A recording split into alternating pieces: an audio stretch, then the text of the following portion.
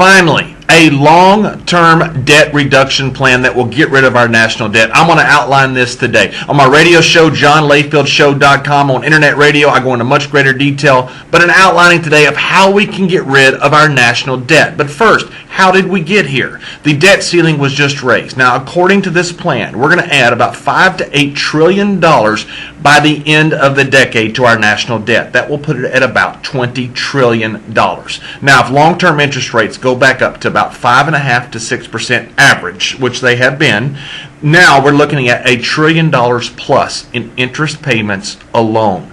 That will be about 50% of revenue brought in by the government. Is this a crisis? I would say this is a crisis, and this is what happens according to this plan. Because when you're talking about spending cuts of $1.2 trillion over 10 years, you're talking about $120 billion a year out of $3.7 trillion that is spent. So that's 3%. Right now, we borrow about 42 cents of every dollar. So take off 3 cents. Congratulations, Congress. Now we only borrow 39 cents of every dollar from China. So Congress now, they're going to get to work. They're going to get to work because they raise this debt ceiling on jobs, jobs, jobs in Main Street America. No, actually, they're not. You see, they just went on a 5-week vacation. All this smoke and mirrors and about Main Street America. We care about you, jobs. They're going to get to you, but it's going to be in September when they return. So in their absence, I thought I would outline a plan. It's a 3-part plan. You see, number one, you don't steal. That sounds simple, but here's how it works in private America. You see, if you work for a company and you take money that's supposed to go to one project and you put it to build a fence around your house, while it may look good, and your neighbors may say, "What a beautiful fence," that's stealing. You get fired or go to jail. Congress has to go under the same rules. I outlaw what they just call pork.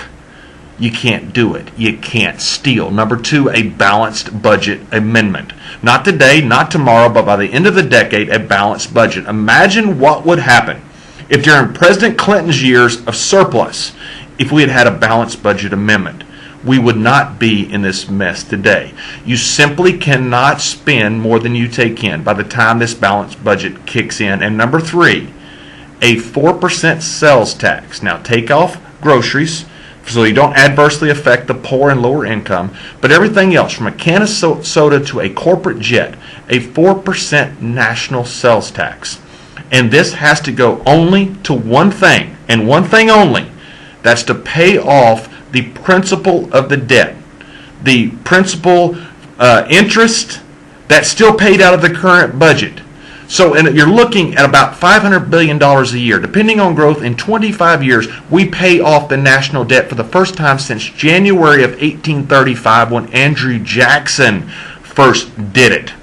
Imagine the growth and the strength of our economy in 25 years when we are still one of the world's powers and we have no national debt. And then at that point, when the last cent is paid off, that national sales tax disappears to never come back. Is that a drastic measure? Yes, we're in drastic times. I can't solve what happened to the dinosaurs. I can't even solve why I have all this hair and Charlie Haas, well, some turn gray and some turn loose. So Congress, when you get back from your nice little vacation, please look up my video.